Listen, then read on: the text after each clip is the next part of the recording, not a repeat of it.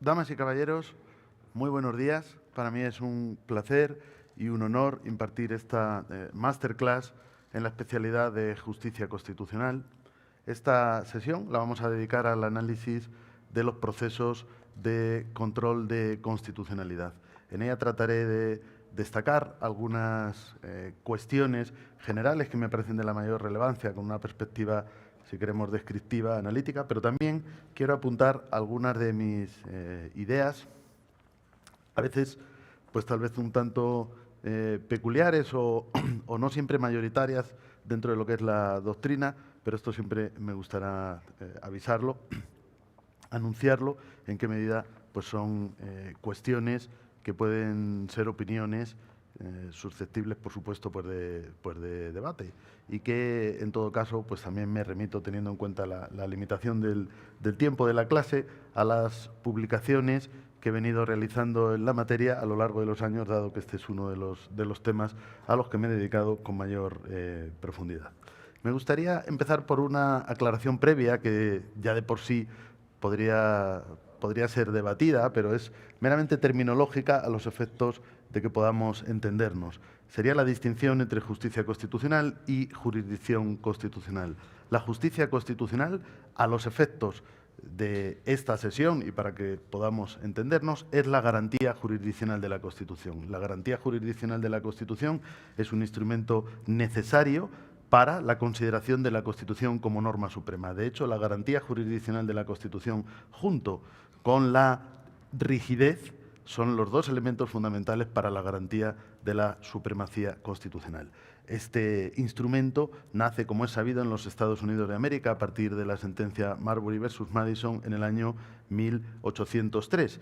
Y ya con esta idea podemos ver que la justicia constitucional no requiere, no necesita de una organización jurisdiccional específica, sino que puede y, por supuesto, siempre debe ser llevada a cabo por el Poder Judicial ordinario.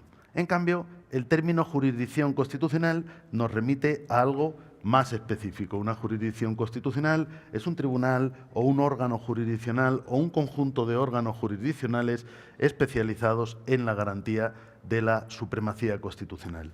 Durante mucho tiempo, la jurisdicción constitucional lisa y llanamente no ha existido, dado que la justicia constitucional, tal y como nace en los Estados Unidos de América, se va a llevar a cabo, como he dicho, por el Poder Judicial ordinario, si bien encabezado por la Suprema Corte en el caso de los Estados Unidos. Hay que esperar, en realidad, hasta 1920, hasta la Constitución de Austria, de inspiración kelseniana, para que encontremos por primera vez una jurisdicción constitucional. La jurisdicción constitucional viene unida a los procesos constitucionales de control de constitucionalidad, que son los que hoy vamos a estudiar. Basta un puro análisis superficial para comprender que la garantía de la supremacía constitucional puede existir sin jurisdicción constitucional, caso de los Estados Unidos de América, o sin procesos constitucionales, como también es el mismo caso de los Estados Unidos de América. Esto lo aclaro como punto de partida inicial porque México tiene, como todos ustedes conocen perfectamente, una situación, si queremos, un poco peculiar. México no tiene tribunal constitucional, iba a decir ni nada que se le parezca, bueno, tiene algo que se le parece hoy en día, como es la Suprema Corte de Justicia de la Nación, en la medida en que existen unos procesos constitucionales que aproximan su función a la de un tribunal constitucional, y, por supuesto, el Tribunal Electoral del Poder Judicial de la Federación, en el que nos encontramos, que es una jurisdicción constitucional más especializada que lo que sería una jurisdicción constitucional, dado que se queda o se ciñe al ámbito de lo electoral. Pero dicho esto, México no tiene una jurisdicción constitucional en el sentido en el que aquí estamos hablando, en la medida que no tiene un tribunal constitucional, pero sí tiene, por supuesto, procesos constitucionales. Tiene, antes que nadie en el mundo, los procesos constitucionales de tutela de derechos fundamentales, como es el caso de amparo, antes que nadie en el mundo, porque México, como es conocido, crea y aporta el amparo a la cultura jurídica mundial, y mucho antes de que existieran ni siquiera jurisdicciones constitucionales en Europa, que, como he dicho, es algo que se produce a partir de 1920 en el caso de Austria. Y el amparo existía, por lo menos, como todos ustedes saben perfectamente, desde la Constitución de Yucatán en el año 1841. Pero, dicho esto, hay que reconocer que México no ha tenido procesos de control de constitucionalidad hasta mucho más tarde, hasta la década de los 90 del siglo XX, donde se van a incorporar una serie de acciones encaminadas específicamente al control de constitucionalidad. Esto nos da pues una situación un poco singular. Yo entiendo desde la distancia o desde fuera que México lo que hace a partir de ahí son esfuerzos por centralizar el modelo de control de constitucionalidad a través no solo de estos procesos, sino tratando de concentrar en la Suprema Corte determinadas funciones de control de constitucionalidad. A partir de 2011, como ustedes conocen perfectamente con la reforma constitucional, se abandona esta idea porque además me parece que resulta inviable y sobre todo en el momento que incorporamos el control de convencionalidad, que no es o no puede dejar de ser un control difuso, y tampoco no tiene ninguna lógica que el control de convencionalidad sea difuso y el control de constitucionalidad sea concentrado, con lo cual pues ahora tenemos un modelo, yo no diría exactamente difuso, porque si no, no tendrían sentido los procesos constitucionales. Esta es otra, no vamos a decir conclusión, sino más bien premisa de la exposición. Si tenemos un modelo de control puramente difuso, no tiene ningún sentido un proceso de control de constitucionalidad, porque basta que los jueces ordinarios cumplan su función de inaplicar las leyes cuando consideren que sean contrarias a la Constitución y, en su caso, cuando el asunto llegue a la Suprema Corte, pues lo haga con un efecto vinculante. Bien, este sería, por lo tanto, el panorama en el que nos vamos a mover.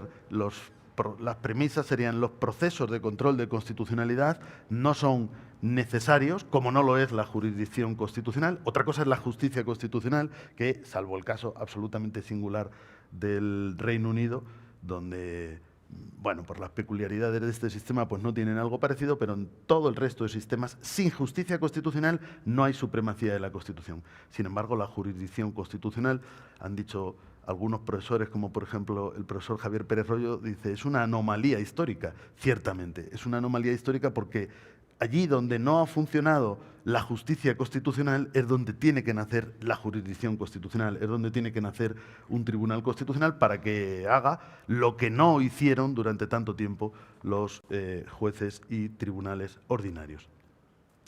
Entonces, nos encontramos, como digo, con este modelo donde va a aparecer una jurisdicción constitucional y donde aquí se van a incorporar los procesos de control de constitucionalidad. Repito, los procesos de tutela de derechos tienen otros parámetros, pero los procesos de control de constitucionalidad requieren una jurisdicción constitucional o, como es el caso de México, que de una jurisdicción ordinaria la aproximemos a lo que sería esa función de control de constitucionalidad de la norma. A partir de ahí, esto solamente lo dejo apuntado, procede el abordaje, digamos, de una disciplina que sería el derecho procesal constitucional, que sería el análisis, si queremos, general, teórico de los distintos procesos constitucionales y que hoy en día tiene que incluir los procesos de control de constitucionalidad. Para mí ha sido pues también un honor en mi vida conocer al maestro Héctor Firzamudio, quien está justamente considerado como el padre de la disciplina del derecho procesal constitucional, si bien cuando yo he hablado con él y bueno, pues le he manifestado, digamos, el reconocimiento a su gran aportación, él siempre decía dos cosas que me llamaron la atención. Lo primero es, yo no estoy creando nada nuevo porque era absolutamente lógico que si hay procesos, hay un derecho procesal civil, hay un derecho procesal penal o hay un derecho procesal contencioso administrativo, pues tiene que haber un derecho procesal constitucional en la medida en que hay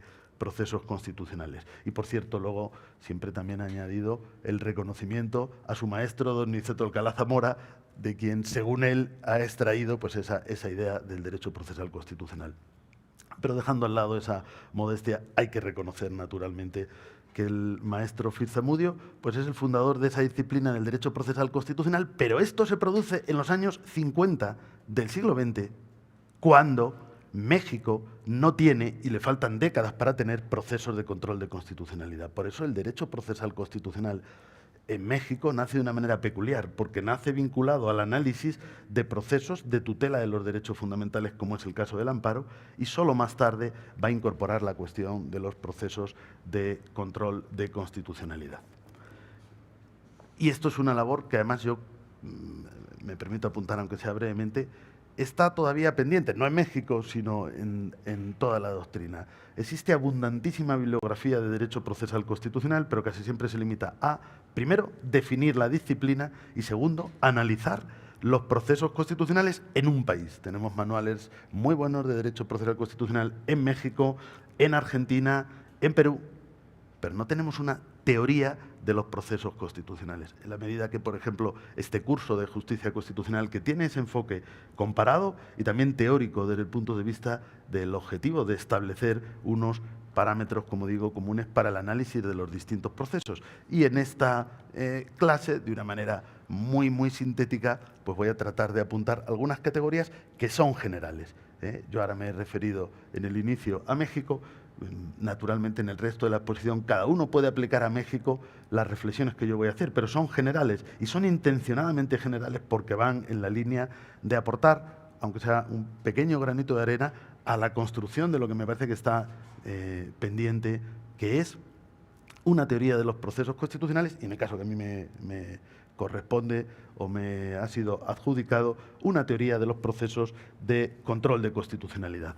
¿Qué elementos puede tener una teoría de los procesos o debe tener una teoría de los procesos de control de constitucionalidad? Pues naturalmente debe, en primer lugar, hacer un esbozo histórico, comparado de estos procesos y luego aludir a una serie de categorías. Primero, una serie de categorías generales, como son los tipos de inconstitucionalidad que pueden abordarse o que pueden o deben afrontarse en los procesos de control de constitucionalidad, luego las distintas vías que el derecho comparado nos ofrece para llevar a cabo ese control de constitucionalidad y luego lo que viene siendo un análisis teórico y general, por tanto no vinculado a un sistema concreto, de las fases, los elementos del proceso. La legitimación activa, el curso del proceso, el objeto del control de constitucionalidad, el parámetro del control de constitucionalidad y a partir de ahí el procedimiento y un punto absolutamente esencial porque es el que da sentido a los procesos de control de constitucionalidad, que es la sentencia y sus efectos. Un proceso de control de constitucionalidad tiene sentido en la medida en que esta sentencia pueda establecer con alcance más o menos general y por lo menos en su sentido originario, con efectos erga omnes, la inconstitucionalidad de una norma. De lo contrario, repito, no nos hace falta procesos de control de constitucionalidad, basta un control difuso donde cada juez decida. Yo, como pueden suponer, anticipo ya una idea susceptible, naturalmente, de debate.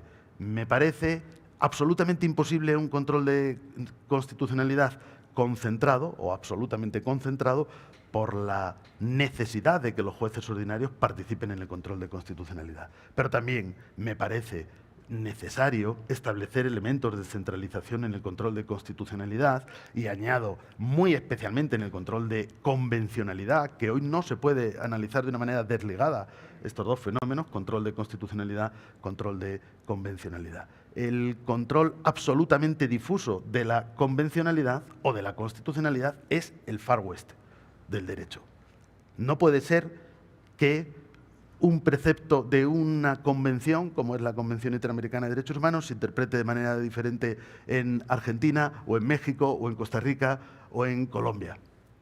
Tiene que haber elementos comunes. De la misma manera que no tiene ningún sentido que un precepto de la Constitución Política de los Estados Unidos mexicanos o un precepto de una ley de México en su contraste con la Constitución Política se vaya a interpretar de manera diferente por un juez de Oaxaca, de la Baja California o de Ciudad de México. Tiene que haber elementos de centralización, a sabiendas de que es inviable por razón de la naturaleza de los propios procesos y de la función de los jueces, el hecho de pretender centralizar de una manera absoluta en un solo tribunal el control de constitucionalidad. No solo es inviable, sino que sería negativo. Pero bueno, voy a tratar de desarrollar brevemente estos puntos, estos aspectos, para aportar, como digo, pues algunas ideas, algunas reflexiones con alcance general, pero también, pues en cierta medida, transmitir algunas reflexiones propias que son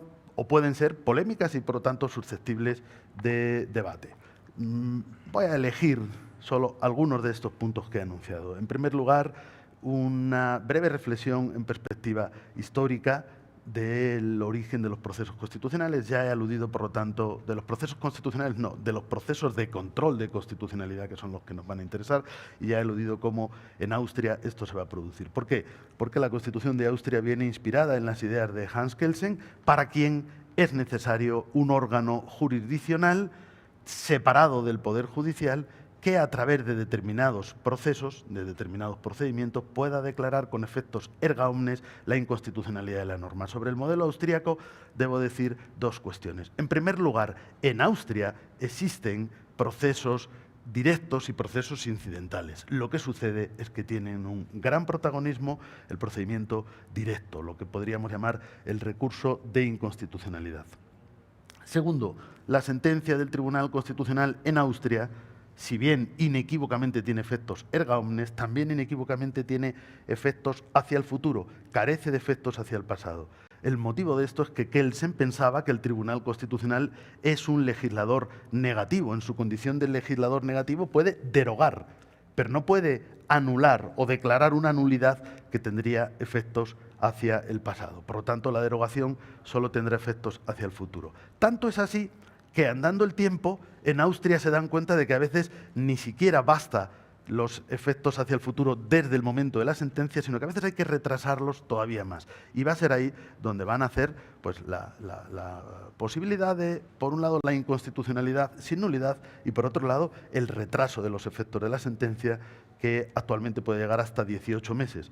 Cuando el Tribunal Constitucional entiende que derogar la ley inconstitucional va a generar un vacío, una laguna más inconstitucional todavía que el mantenimiento de esta ley, entonces la declara inconstitucional, la mantiene y establece un plazo para que el legislador la pueda sustituir por otra conforme a la Constitución. Este plazo puede llegar hasta 18 meses. Esto, al final, lo vienen haciendo todos los tribunales constitucionales. Lo que pasa es que en Austria existe un amparo constitucional y legal, quiero decir, existe un parámetro, existe una norma que permite al tribunal hacer esto. En otros lugares, por ejemplo en España, esto no es así. Sin embargo, el Tribunal Constitucional pues también lo ha hecho, ¿no? Esto en cuanto a Austria. De una manera muy breve, pues me permito apuntar que en Italia el control de constitucionalidad va a cambiar en muchos aspectos.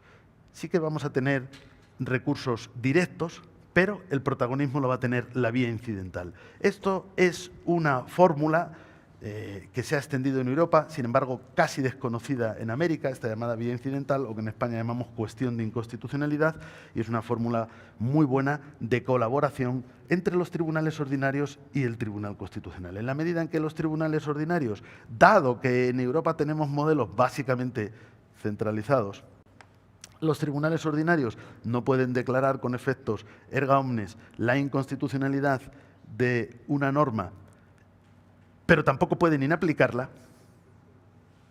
¿Qué tiene que hacer un tribunal cuando se encuentra con una norma inconstitucional? Pues plantearle la cuestión al Tribunal Constitucional, que declarará ahí sí, con efectos erga omnes, si procede la inconstitucionalidad. Esta es la llamada vía incidental, que, como digo, ya existía en Austria. La gran diferencia es que en Italia se extiende a todos los jueces y tribunales de la República, a todos los jueces y tribunales del país. Entonces, esto va a abrir esa vía de colaboración. En alguna medida, me permito apuntar que esto sirve como inspiración de otra vía que hoy en la Unión Europea tiene cada vez más importancia, que es la llamada cuestión prejudicial. Bien, es verdad que la cuestión prejudicial ante el Tribunal de Justicia de la Unión Europea, que es el Tribunal de Luxemburgo, no responde exactamente a esta idea, porque el Tribunal de Luxemburgo no puede ni debe declarar la inconstitucionalidad, o sea, la inconvencionalidad europea, voy a utilizar este término, la contradicción entre una norma estatal y una norma de la Unión Europea. Pero sí que puede interpretar el derecho de la Unión Europea con un carácter general y con un carácter vinculante, para que lo que vayan a aplicar los jueces españoles no sea diferente de lo que vayan a aplicar los jueces alemanes, daneses o franceses. Es decir, para establecer estándares comunes, no en cuanto a la declaración de inconstitucionalidad de leyes estatales, que eso será competencia de los jueces de los Estados miembros, pero sí en cuanto a la interpretación que debe darse a el derecho de la Unión Europea. Bueno, podríamos seguir avanzando para ver cómo estos procesos constitucionales pues, se van a ir desarrollando. Podríamos hablar naturalmente de Alemania, que es el sistema que también nos abre a esa inconstitucionalidad sin nulidad. Hay que esperar a los años 70 del siglo XX para que en Alemania se reforme la ley orgánica del Tribunal Constitucional para establecer que el tribunal puede declarar la ley enjuiciada conforme a la Constitución incompatible o nula. Por lo tanto, la ley puede ser incompatible pero no nula. Esto no deja de ser una paradoja desde el punto de vista del modelo kelseniano, por eso Kelsen no lo establece en absoluto. O sea, para Kelsen la ley, si es inconstitucional, es no nula, como he dicho antes, pero sí va a ser derogada siempre. Pero en Alemania se nos abre esta puerta, que como ya he dicho antes, en España también se va a utilizar, pero un poco en función de la creatividad procesal de nuestro Tribunal Constitucional. Lo que sucede es que a veces pues, nos encontramos realidades que van a requerir ese tipo de soluciones de una manera muy sintética y que creo que ustedes pueden entender. Uno de los casos que tuvo que afrontar el Tribunal Constitucional y tuvo que resolver por la vía de la inconstitucionalidad sin nulidad fue que una norma del Estado que establece la protección de un espacio medioambiental, como son las marismas de Santoña, en Cantabria, un lugar precioso, con un altísimo valor ambiental. El Estado tenía una ley para la protección de este espacio. Sin embargo, la protección de este espacio es competencia de la comunidad autónoma, en este caso de Cantabria. Cantabria impugna la norma y el Tribunal Constitucional dice ciertamente la ley del Estado es inconstitucional en la medida que invade competencias de Cantabria. Pero declararla nula generaría una situación más alejada de la Constitución, como es la desprotección del medio ambiente. Es preferible que la norma, aun siendo inconstitucional, se mantenga en vigor, la ley del Estado, protegiendo este espacio natural hasta el día en que la Comunidad de Cantabria aprobase su propia legislación, como así fue finalmente, y entonces el tribunal dijo esta legislación va a desplazar sin más a la legislación del Estado. Por lo tanto, vemos este tema que también es importante de la inconstitucionalidad sin nulidad. El caso de Francia es muy diferente y no me puedo ahora detener. El Consejo Constitucional francés nace más bien con una finalidad política, pero va a aportar a los procesos de control de constitucionalidad una novedad muy interesante que también en otros estados se ha ido implantando, que es el llamado control preventivo. Y esto me permite ya ir avanzando para entrar en la cuestión de los tipos de inconstitucionalidad y en las diversas vías, que este examen comparado, actual, nos pone de relieve. No quiere decir que en todos los sistemas existan todas las vías que voy a comentar, pero sí me interesa decir alguna palabra sobre alguna de ellas. En primer lugar, sobre los tipos de inconstitucionalidad, primero hay que distinguir el formal y el material. Y yo añadiría, estas son las categorías que habitualmente hacen los estudios, pero yo añadiría una más, y es la inconstitucionalidad de rango, es decir, por falta de rango. La inconstitucionalidad material, obviamente la más sencilla de entender, existe una incompatibilidad entre el texto de la ley y la Constitución, y por lo tanto la ley deviene inconstitucional. Pero la inconstitucionalidad formal tiene que ver con el procedimiento de elaboración de la ley. Naturalmente, no toda ley que se elabore vulnerando alguna regla de procedimiento va a ser inconstitucional, porque esto implicaría que la más mínima infracción del reglamento parlamentario, por ejemplo, convertiría a la norma en inconstitucional. Esto no es así, pero sí es cierto que algunas vulneraciones pueden generar esa inconstitucionalidad. Pensemos que las normas parlamentarias para el procedimiento de elaboración de la ley tienen que ver con la salvaguarda de valores y de principios constitucionales de primer orden, como es, por ejemplo, el pluralismo político. Por lo tanto, imaginemos una ley que se aprueba, voy a poner un ejemplo burdo, pero para que resulte obvio, omitiendo todo trámite de enmiendas en su tramitación parlamentaria. Aquí no se trata de una pura omisión procedimental sin relevancia, sino que es una omisión procedimental con una gran relevancia de fondo, porque está atacando a un principio fundamental en la democracia, que es la posibilidad del debate y la posibilidad de que en el procedimiento de elaboración de una ley las distintas opciones políticas puedan aportar, ¿no? Bueno, pues esto sería un ejemplo de inconstitucionalidad procedimental. Una ley que de una manera notoria en su tramitación va a omitir trámites relevantes desde el punto de vista de los valores constitucionales y de los derechos fundamentales, porque naturalmente presentar enmiendas o participar en un debate legislativo son derechos de los diputados, pero que además no ejercen en su propio nombre, sino en nombre de sus votantes, de las personas a quienes representan, por lo tanto, del pueblo soberano.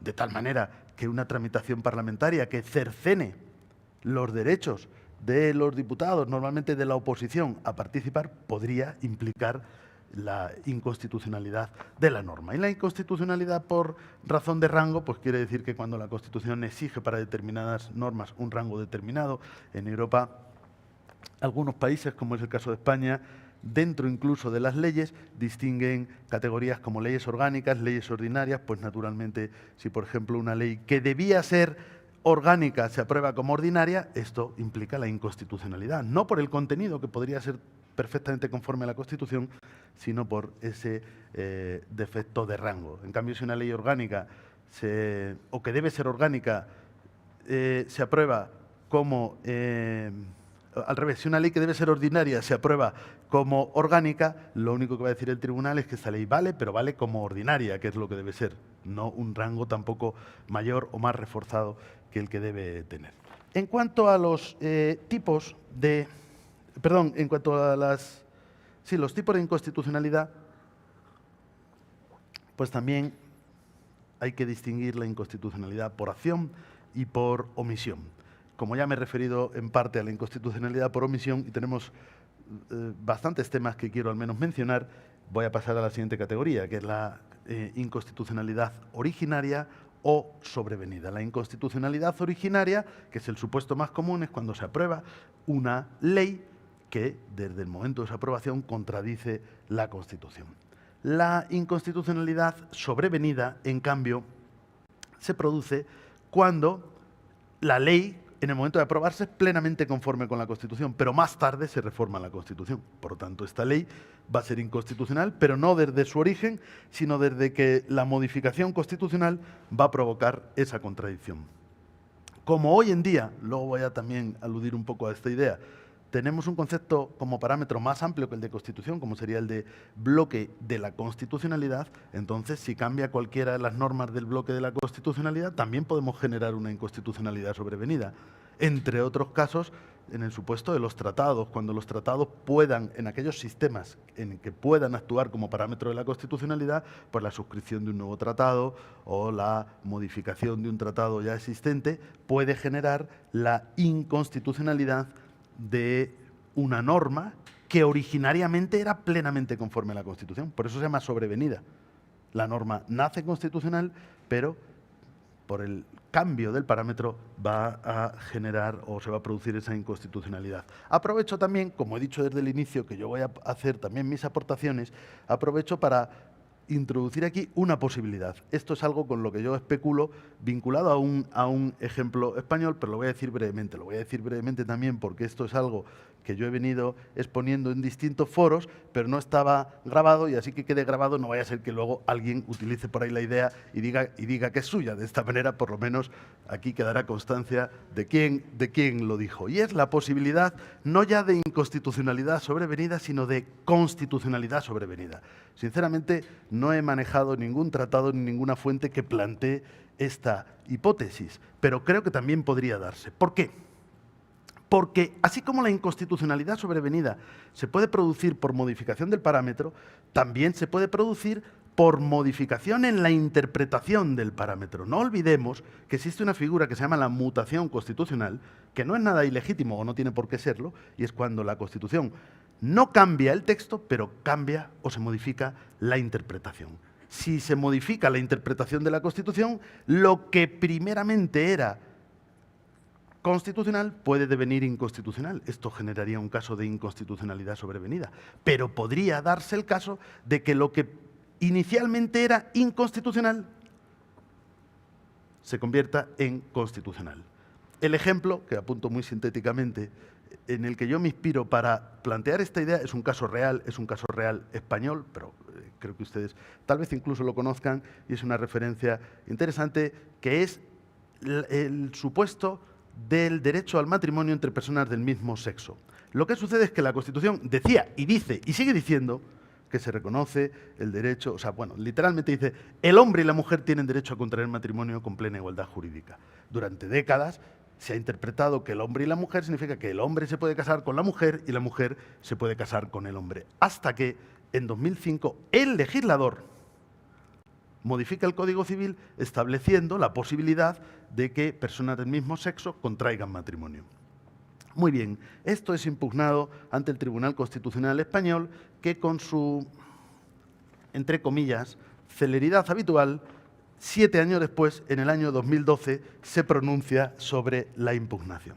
Esto, no, desde mi punto de vista, no es casual, sino que en estos 7 años se va produciendo un cambio en el paradigma, en el entendimiento, en la interpretación de lo que la Constitución dice. Y allí donde la Constitución dice el hombre y la mujer tienen derecho a contraer matrimonio con plena igualdad jurídica, en virtud, en buena medida, de la propia ley y de una realidad social, es decir, a partir de 2005, se aprueba la ley y personas del mismo sexo empiezan a contraer matrimonio. 7 años después, y con centenares de miles de matrimonios entre personas del mismo sexo, el Tribunal Constitucional tiene que pronunciarse. El Tribunal, sagazmente, nos dice que el concepto de matrimonio ha cambiado.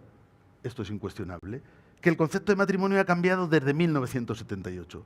Y que toda vez que este concepto ha cambiado, el parámetro, es decir, la interpretación de la Constitución, debe hacerse en términos de que el hombre y la mujer tienen derecho a contraer matrimonio con plena igualdad jurídica. Significa que tanto el hombre como la mujer tienen derecho a contraer matrimonio, pero no necesariamente con una persona del otro sexo. El hombre y la mujer, y con plena igualdad jurídica, algo muy relevante cuando hablamos de hombres y mujeres. Por lo tanto, el tribunal nos dice, es que el constituyente quería dejar claro que los derechos de la mujer no pueden ser menores que los del hombre, pero no necesariamente que la mujer se tenga que casar con un hombre. Bueno, vamos a admitir esta interpretación. El punto que yo añado, es decir, este cambio en esta mentalidad no se produce, bueno, por supuesto se produce desde 1978, pero se produce muchísimo más desde 2005. Yo, que soy español y viví ese debate, puedo constatar, aunque no soy sociólogo, pero creo que habría datos que lo avalarían, cómo en 2005 la cuestión era enormemente polémica. Solamente voy a constatar, para la sociedad era enormemente polémica. En 2012 era una cuestión bastante asumida. La polémica había bajado y esto le permite al Tribunal Constitucional declarar esta constitucionalidad de una manera acertada, desde mi punto de vista. Pero el punto al que voy es que posiblemente esta ley en 2005 no hubiera podido ser declarada conforme a la Constitución de una manera tan clara. Es más, el Tribunal Constitucional utiliza muchos argumentos que son sentencias del Tribunal Europeo de Derechos Humanos o legislación de otros estados europeos que ya habían ido reconociendo esto, pero son posteriores a 2005. Es decir, esos 7 años son muy relevantes y posiblemente este sería un ejemplo de constitucionalidad sobrevenida. Pero bueno, ahí lo dejo simplemente apuntado para ilustrar esta eventual categoría que me parece, si no me equivoco, que no ha sido objeto de tratamiento por la doctrina, pero creo que podría también darse la situación. Entrando en la cuestión de los distintos categorías de procesos de control de constitucionalidad, hay que distinguir la vía directa de la vía incidental. Creo que ya en ese breve apunte histórico pues hemos hecho alguna referencia. Ambas son importantes, ambas suelen convivir, ambas tienen que convivir en sistemas de control concentrado, o que por lo menos tengan un predominio del control concentrado, precisamente por lo que he dicho antes. A un juez que considera que una ley es contraria a la Constitución, hay que darle una opción. O que la inaplique, o que obviamente plantee la cuestión al Tribunal Constitucional. Lo que no se le puede pedir es que aplique una ley que considera inconstitucional. A este objetivo sirve la vía incidental, que en España llamamos cuestión de inconstitucionalidad. Y como he dicho antes, creo que es una vía muy interesante y que conviene explorar, tal vez no solo en sistemas concentrados, sino en sistemas mixtos, donde se quiere dar un elemento de centralización, un elemento de homogeneidad a la interpretación de la Constitución y, por supuesto, a la interpretación de la ley de conformidad con la Constitución. Y luego también se distingue control preventivo y control sucesivo. Ya les he comentado cómo el caso francés es el que viene a introducir la idea del control preventivo de una manera bastante generalizada. De hecho, el predominio en el sistema francés lo tiene el control preventivo.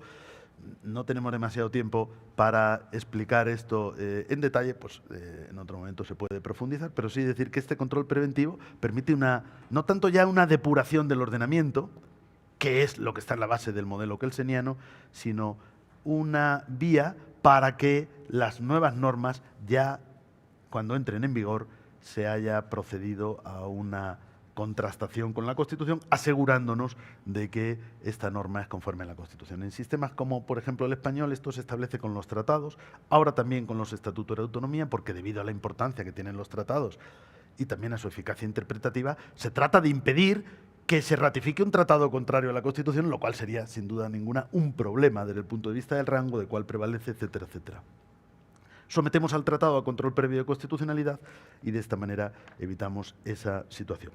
Bueno, avanzando un poco más en cuestiones que me parecen importantes, si bien voy a seleccionar las que creo que pueden tener pues, una mayor relevancia en lo que tiene que ver ya con los elementos del propio proceso. Y dentro de estos elementos del propio proceso pues hay que distinguir sobre todo el objeto y el parámetro. El objeto pues normalmente van a ser las normas con rango de ley, es decir, aquellas... Es verdad que en Austria, el modelo kelseniano, donde el Tribunal Constitucional asume aquí una función muy importante, se le encomienda al Tribunal Constitucional no solo la inconstitucionalidad de las leyes, sino la ilegalidad de los reglamentos, ¿no? Pero bueno, esto es algo para evitar cualquier tipo de fricción o de contradicción entre del principio de jerarquía normativa, si queremos. Sin embargo, lo normal es que el Tribunal Constitucional se centre en la cuestión de la inconstitucionalidad de las leyes. Pero me quiero detener más en la cuestión del parámetro, porque la cuestión del parámetro ahora es mucho más abierta que en el modelo kelseniano. Cuando Kelsen va a establecer el control de constitucionalidad, su parámetro es la Constitución, no está pensando en nada más allá. Kelsen tiene su propia interpretación sobre la posición de los tratados en el ordenamiento jurídico y por lo tanto se va a centrar en la Constitución. Sin embargo, diversos sistemas van a añadir otras normas que van a actuar como parámetro. Uno de los posibles ejemplos son los tratados internacionales, sobre todo los tratados internacionales en materia de derechos. Aquí hay una gran variedad y tampoco me podría detener, pero por lo menos apuntar esta posibilidad. En el caso español, esto no se produce y el Tribunal Constitucional expresamente ha dicho no. La vulneración de un tratado internacional no es algo que a mí me competa establecer o determinar. Otra cosa es cuando se produce una vulneración de un derecho que está en la Constitución y está en un tratado. Entonces la Constitución española sí que nos dice que los tratados se utilizarán para la interpretación de los derechos fundamentales de la Constitución. Por lo tanto, tienen un valor interpretativo, pero no como parámetro autónomo. En el caso de México, como ustedes conocen perfectamente, desde la reforma de 2011, los tratados van a actuar como parámetro porque se les va a dar rango constitucional, de tal manera que el parámetro pueden actuar también como parámetro de la, podríamos decir, inconstitucionalidad derivada o indirecta, o podemos decir abiertamente inconvencionalidad de otras normas. Es decir, una norma que contradice a un tratado es inconvencional, en la medida en que sea un tratado de derechos humanos, pero también es indirectamente inconstitucional porque es la Constitución la que nos dice que los tratados son parámetro. Parecería relativamente sencillo, salvo que, como ustedes saben, y entonces yo no voy a entrar, la Suprema Corte ha venido con las rebajas, vamos a decir que, claro, el problema se produciría, esto hay que pensarlo, si se produce una contradicción entre el tratado y la propia Constitución, y entonces, ¿qué hay que hacer? Y entonces la Suprema Corte de México pues, nos viene a apuntar que llegado a este extremo, pues siempre estará por encima la Constitución, lo cual es coherente con una idea clásica de Constitución como norma suprema, pero es que la verdad es que la Constitución no es exactamente eso lo que parece decir ahora. Bueno, quiero decir que la incorporación de los tratados al parámetro de la constitucionalidad genera a su vez otro tipo de controversias o de conflictos. En otros casos tenemos otras normas que forman parte del parámetro y que no son los tratados. Por ejemplo, en el caso de España, estatutos de autonomía y otras leyes que se aprueban con la finalidad de delimitar la cuestión de la distribución competencial. Pero esto no son parámetros porque lo diga el Tribunal Constitucional o porque sea una ocurrencia, sino porque la propia Constitución, en algunos casos, a la hora de cerrar los parámetros de la distribución competencial entre el Estado y las comunidades autónomas, se remite a otras leyes que van a ser necesarias. Estos son lo que se llaman normas intermedias. ¿Por qué son intermedias? O interpuestas, se dice a veces. ¿Por qué son interpuestas? Pues porque son parámetro de la constitucionalidad de otras, pero a su vez son objeto de la constitucionalidad. Naturalmente, un estatuto de autonomía tiene que ser conforme a la Constitución. Si un estatuto de autonomía no es conforme a la Constitución, puede ser declarado inconstitucional. Pero una vez que el Estatuto de Autonomía ha sido aprobado o incorporado al ordenamiento, el Estatuto de Autonomía es parámetro de la inconstitucionalidad de otras normas. Por lo tanto, forma parte de esta idea que en términos amplios he llamado el bloque de la constitucionalidad. Muy bien, y por ir ya casi cerrando, un último punto en el que me parece, como he dicho antes, que es de los más importantes y por eso me querría detener unos minutos, es el de la sentencia en los procesos de control de constitucionalidad. La sentencia es el elemento medular, el que distingue un proceso de control de constitucionalidad. Si queremos, el que lo justifica. Si la sentencia en un proceso de control de constitucionalidad no tuviera alguna suerte, algún tipo de efecto general, no tiene sentido el proceso de control de constitucionalidad. Nos basta quedarnos con un control difuso. Por lo tanto, la sentencia va a tener, como he dicho ya antes, efectos generales. Esto es el único elemento común, o casi común, porque si analizamos a fondo el derecho comparado también esto se podría matizar, pero básicamente común. Sin embargo, la cuestión varía cuando hablamos de los efectos temporales de la sentencia. Como he dicho antes, ¿serán hacia el futuro, como en Austria, o pueden ser hacia el pasado? Bueno, pues a partir de aquí los distintos modelos se van a distinguir en esta cuestión. En el caso, por ejemplo, de Alemania, las sentencias constitucionales, en lugar de, como en el caso de Austria, ese efecto de derogación, van a apuntar más bien a la nulidad. En el caso de Italia hay un amplísimo debate sobre en qué medida los efectos de una sentencia constitucional pueden ir hacia el pasado, es decir, pueden permitir revisar situaciones previamente generadas con la aplicación de la ley que ha resultado inconstitucional. Aquí, si lo analizamos, tenemos dos elementos de juicio que apuntan en términos contrarios. El elemento, si queremos, estrictamente kelseniano, que nos habla del tribunal como legislador negativo. El legislador negativo deroga, pero no va a anular los efectos que ya se han generado. Pero, por otro lado, el efecto de garantizar al máximo la supremacía de la Constitución apunta hacia efectos hacia el pasado, porque si no estamos tolerando, estamos permitiendo la permanencia en el tiempo de situaciones inconstitucionales, por no depurar los efectos que ha generado la sentencia. Esto, mutatis mutandis, se puede trasladar al ámbito europeo. Tenemos sentencias no solo del Tribunal Europeo de Derechos Humanos de Estrasburgo, sino sentencias del Tribunal de Justicia de la Unión Europea de Luxemburgo, donde se ha planteado la cuestión de su eficacia en un tema de trascendencia económica enorme en España, como era el de las cláusulas suelo, las llamadas cláusulas suelo de las hipotecas, van a tener que ser anuladas por una sentencia del Tribunal de Justicia de la Unión Europea, pero inicialmente los tribunales españoles dicen, bueno, a partir de esta sentencia no van a tener eficacia estas cláusulas suelo, con lo cual los bancos tendrán que devolver ese dinero que han cobrado de más. Pero más tarde el propio tribunal va a tener que decir, no, esto no solo va a ser a partir de la sentencia del Tribunal de Justicia, sino que va a ser hacia el pasado, es decir, desde que se constituyeron las hipotecas. No es un tema de control de constitucionalidad, pero sí también es un tema de jerarquía normativa desde el punto de vista de que el derecho de la Unión Europea tiene primacía sobre el derecho interno. Y esto en cuanto a los efectos, pero tenemos también una cuestión muy interesante y que yo creo que ha sido objeto de amplio tratamiento doctrinal, consistente en la tipología de los efectos de las sentencias. ¿Qué es lo que sucede? Lo que sucede es que Kelsen imagina que la Constitución es un marco para el legislador. Por lo tanto, el legislador puede hacer todo, excepto contradecir estos preceptos del marco constitucional. Por eso Kelsen no puede imaginar la inconstitucionalidad por omisión, ni puede imaginar el hecho de que la Constitución establezca mandatos de actuación positiva al legislador.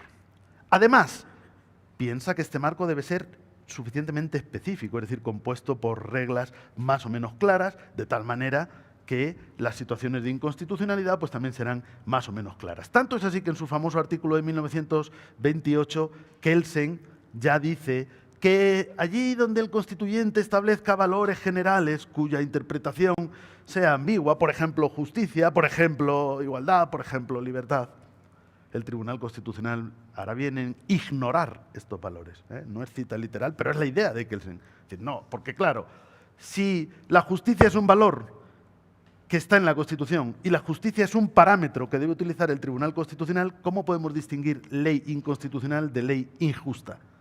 Para Kelsen le parece un poder exorbitante para un Tribunal Constitucional la posibilidad de declarar inconstitucional cualquier ley injusta.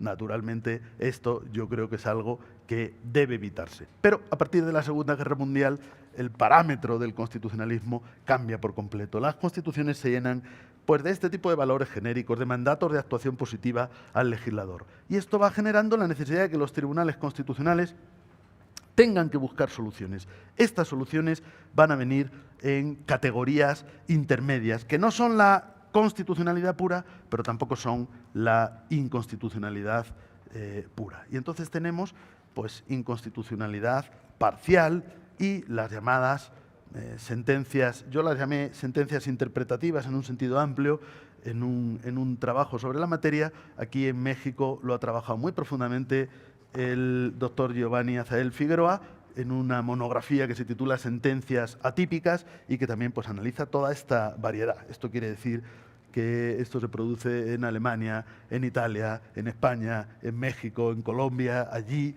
en todos los países del mundo donde tenemos un tribunal que tiene que pronunciarse sobre la constitucionalidad o inconstitucionalidad de las leyes, vamos a encontrar siempre un momento en el que no sirve la constitucionalidad pura ni la inconstitucionalidad pura. Existen grandes variantes de estas sentencias, pero básicamente el modelo más común es el de las sentencias interpretativas. Las sentencias interpretativas pueden establecer la inconstitucionalidad condicionada, es decir, esta ley será inconstitucional si se interpreta en este sentido determinado, si se le da este sentido, pero puede ser constitucional en otros. Esto es la llamada sentencia interpretativa estimatoria o de acogimiento, si traduzco literalmente la terminología italiana, que es la doctrina que primeramente analiza esto. Pero también tenemos la sentencia interpretativa estimatoria de rechazo.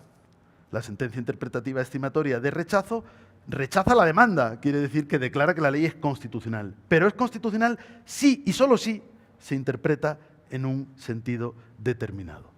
Entre estas tipologías, luego a partir de aquí tenemos sentencias manipulativas, dentro de las cuales yo he distinguido sentencias aditivas, sentencias reductoras y las llamadas sentencias sustitutivas, que es el caso más insólito, que es cuando el Tribunal Constitucional dice esta ley es inconstitucional en la medida en que dice A en lugar de decir B. Naturalmente, esto es un tipo de manipulación bastante burda y que deberían evitar los tribunales. Con esto, yo he dicho al principio que iría terminando o que iría avanzando ideas propias, algo que puede llamar un poco la atención, y es, no siempre estas fórmulas son más deferentes con el legislador. Muchas veces los tribunales dicen, bueno, para no declarar la inconstitucionalidad pura y simple, voy a acudir a una sentencia interpretativa. Bueno, voy a aceptar que esto pueda servir, pero claro, esto no sirve cuando la sentencia es manipulativa. En el caso español hemos tenido una sentencia, quizás de las más polémicas de la historia de nuestro Tribunal Constitucional, la sentencia 31/2010, que se pronuncia sobre el Estatuto de Autonomía de Cataluña. Resulta que los recurrentes habían impugnado más de 100 artículos del Estatuto de Autonomía. El tribunal, yo creo que buscando una falsa deferencia, un respeto hacia el legislador estatutario es mixto, es decir, es el Parlamento de Cataluña, pero son las Cortes Generales también, y entonces declara inconstitucionales lisa y llanamente solo, entre comillas, 14 artículos, pero reinterpreta cerca de 70, a través de todo tipo de técnicas, hasta el punto que yo escribí un artículo, después de haber escrito ya una monografía sobre la tipología de las sentencias, tuve que un artículo que era como el suplemento y era para poder acoger todas estas nuevas categorías que el Tribunal Constitucional utiliza, que al final son fórmulas para decir, muy bien, no voy a declarar esto inconstitucional, pero debe interpretarse de esta otra manera. Naturalmente, un Tribunal Constitucional que lo que está haciendo es alterar el sentido de una norma, no es más deferente con el legislador.